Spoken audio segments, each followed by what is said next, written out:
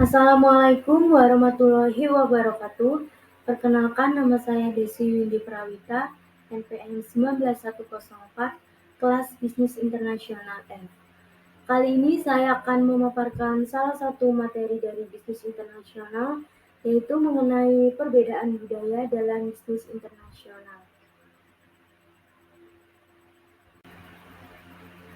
Berikut adalah peta konsep yang nantinya akan saya jelaskan pada materi kali ini.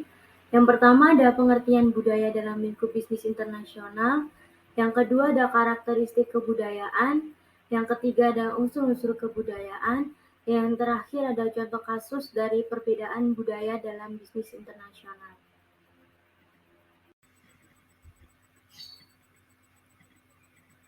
Tantangan utama dalam melakukan bisnis internasional adalah untuk menyesuaikan secara efektif pada perbedaan budaya.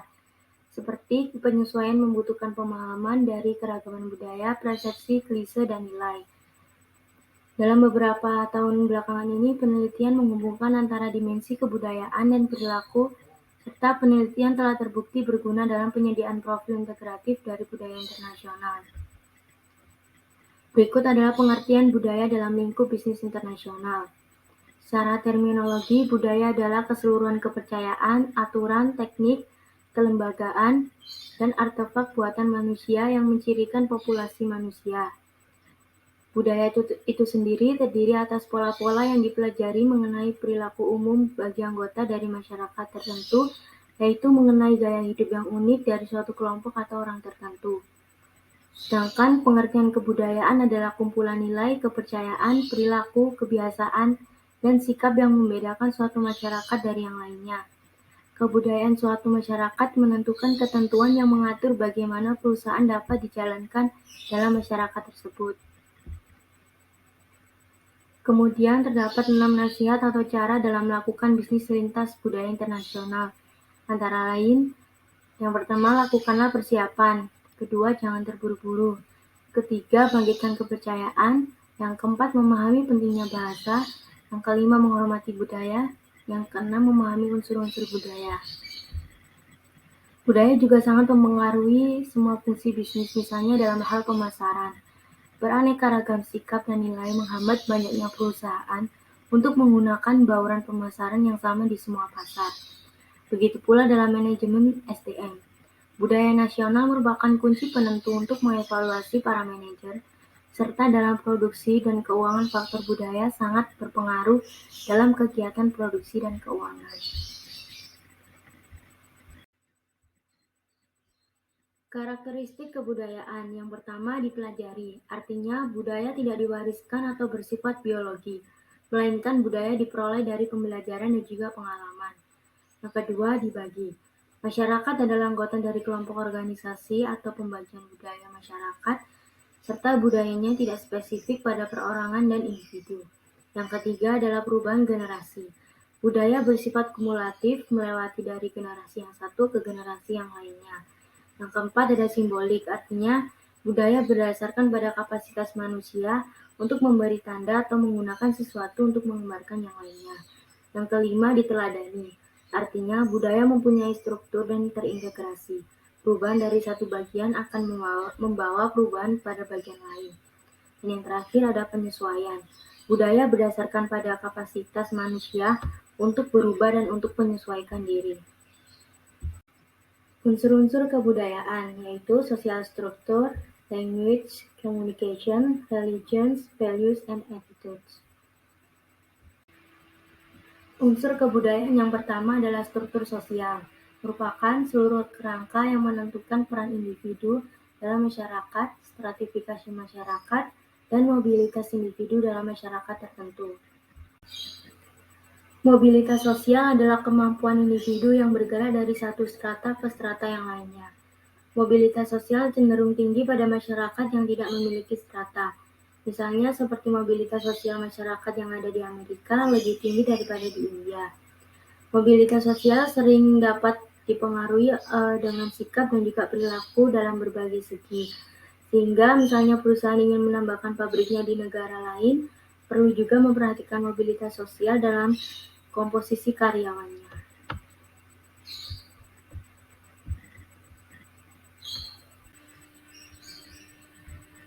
Unsur kebudayaan yang kedua adalah bahasa. Dalam hubungan lintas budaya tidak diragukan lagi masalah bahasa menjadi begitu berarti, karena merupakan alat komunikasi antar individu. Adanya lebih dari satu kelompok bahasa merupakan suatu tanda penting tentang beragamnya populasi di suatu negara. Hal ini dapat juga membedakan dalam hal pendapatan, etika kerja, pendidikan, dan lain sebagainya. Secara umum, negara-negara yang mempunyai satu kelompok bahasa yang dominan cenderung mempunyai sifat masyarakat yang homogen. Sedangkan negara-negara yang memiliki kelompok bahasa yang multiple cenderung bersifat heterogen. Seperti misalnya Indonesia yang memiliki beragam suku dan bahasa. Dengan bahasa dapat mengidentifikasikan arti penting perbedaan budaya dari suatu daerah. Dari hasil penelitian di bidang pemasaran, ditemukan bahwa para pemasang iklan harus mencari bahasa dan juga media yang paling sesuai untuk menyampaikan pesan mereka. Perbedaan bahasa dalam suatu negara menandakan adanya perbedaan budaya di antara penduduknya. Tetapi tidak berarti bahwa rumpun bahasa yang sama berarti sama pula rumpun budayanya. Sebagai contoh yaitu rumpun bahasa Melayu di Indonesia dengan Malaysia, bahasa Inggris Amerika dengan bahasa Inggris British. Perbedaan dalam bidang hukum, sistem politik, struktur sosial, dan ekonomi dapat menciptakan perbedaan dalam budaya. Walaupun demikian, para peneliti menemukan bahwa negara yang memiliki bahasa yang sama sering memiliki budaya yang hampir sama, walaupun tidak benar-benar sama atau identik. Sebab kesamaan budaya dapat memudahkan tugas bisnis internasional, salah satunya yaitu dalam bidang pemasaran. Ilmu bahasa sering menjadi keunggulan kompetitif yang penting bagi suatu perusahaan, sebab kemampuan berkomunikasi sangat penting dalam melakukan transaksi bisnis. Perdagangan di antara negara-negara seperti Australia, Kanada, New Zealand, Inggris, dan Amerika menggunakan bahasa umum yang biasa mereka gunakan, yaitu bahasa Inggris. Negara-negara tersebut tidak terlalu merisaukan bahasa yang digunakan jika perusahaan mereka melakukan perluasan ke negara yang menggunakan bahasa yang sama. Hal ini menjadi lain jika perluasan perusahaan dilakukan ke negara dengan bahasa yang berbeda. Komunikasi di luar batas budaya secara verbal maupun non-verbal adalah suatu keahlian yang sangat penting bagi para manajer internasional. Walaupun komunikasi sering dapat berlangsung salah di antara orang-orang yang mempunyai kebudayaan yang sama, peluang miskomunikasi akan sangat meningkat apabila orang tersebut berasal dari budaya yang berbeda. Komponen yang termasuk dalam komunikasi nonverbal antara lain intonasi, ekspresi wajah, gerakan tangan, kontak mata, posisi tubuh, dan bentuk tubuh. Contoh dari komunikasi nonverbal yaitu misalkan menganggukkan kepala bisa berarti ya untuk beberapa negara, tetapi bisa berarti tidak di negara Bulgaria. Oleh karena itu, pembisnis internasional menghindari gerakan nonverbal dalam menghadapi rekan bisnis asingnya, kecuali mereka tahu pasti arti dari gerakan tubuh dalam budaya tersebut. Kemudian contoh lainnya yaitu orang Amerika mengartikan diam sebagai tidak mampu berkomunikasi atau sikap empati, sedangkan di Jepang dia mengindikasikan bahwa orang tersebut sedang berpikir atau pembicaranya kurang harmonis. Perbedaan lintas budaya juga tercermin dalam pengaturan, penataan, dan perabotan kantor. Di perusahaan Amerika, kantor dengan jendela luas pada lantai teratas dari kantor pusat perusahaan merupakan suatu hal yang prestisius. Kebanyakan kantor di Amerika diberi partisi untuk memberikan ruang privasi bagi setiap karyawannya dan untuk mencegah obrolan antar karyawan. Sedangkan di Jepang, kantor-kantor lebih terbuka dengan baris meja ganda untuk memudahkan kerjasama dan komunikasi antar anggota kelompok kerja. Meja pimpinan pun posisinya berada di ujung baris untuk memudahkan pengawasan. Agama merupakan aspek penting dalam kelompok masyarakat. Agama dapat mempengaruhi cara anggota kelompok suatu masyarakat untuk berhubungan baik dengan sesama anggota kelompoknya maupun dengan anggota di luar kelompok masyarakat tersebut.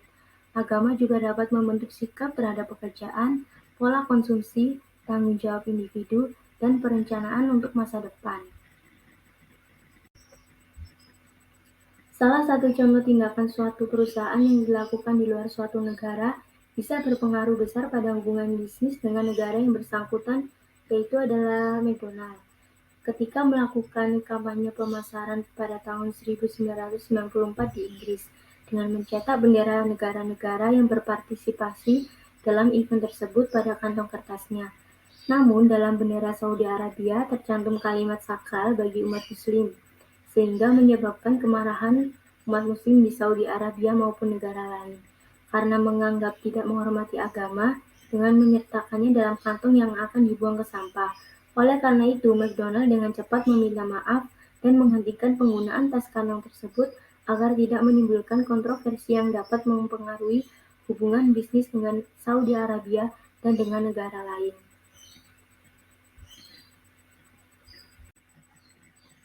Budaya juga mempengaruhi dan mencerminkan nilai-nilai dan sikap anggota masyarakat.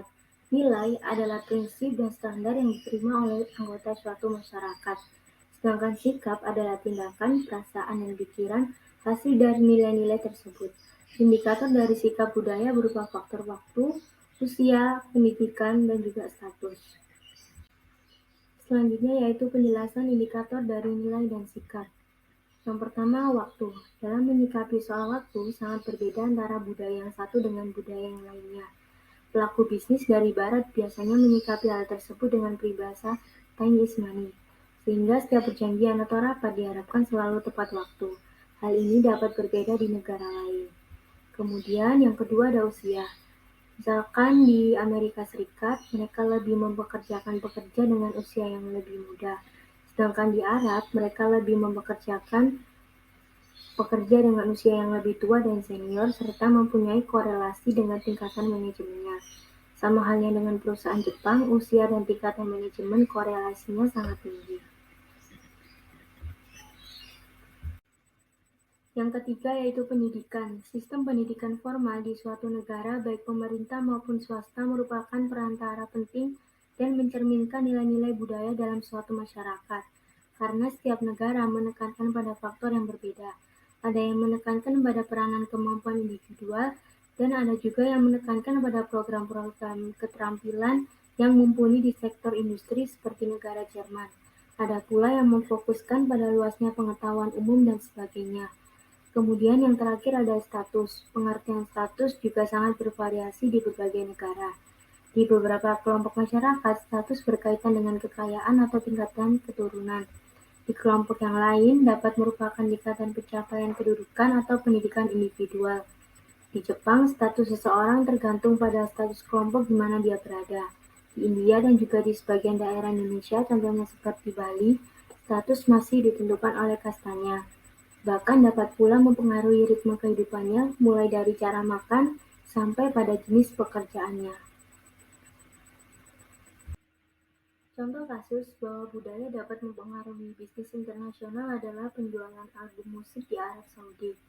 Arab Saudi sebagai negara berpenduduk mayoritas Islam menegakkan hukum-hukum kesopanan yang ketat pada wanita sesuai dengan budaya dan hukum Islam, di mana melarang menunjukkan kulit selain wajah dan tangan. Seperti yang kita ketahui bahwa banyak cover album dari penyanyi pop wanita yang menggunakan pakaian terbuka, sehingga hal tersebut sangat bertentangan dengan nilai-nilai budaya Islam. Kemudian kebijakan yang ditetapkan oleh pemerintah Arab Saudi oleh pihak perusahaan adalah harus menyensor cover album yang dianggap kurang pantas dan melanggar nilai-nilai budaya Islam. Perusahaan rekaman dalam melakukan strategi pemasaran pun juga dituntut untuk dapat memahami akan keyakinan dan tradisi budaya dari setiap pasar. Sehingga seluruh perusahaan rekaman jika ingin memasarkan produknya ke pasar Arab harus menyesuaikan cover album untuk menghindari pelanggaran. Sekian paparan materi dari saya mengenai perbedaan budaya dalam bisnis internasional. Kurang lebihnya mohon maaf. Wassalamualaikum warahmatullahi wabarakatuh.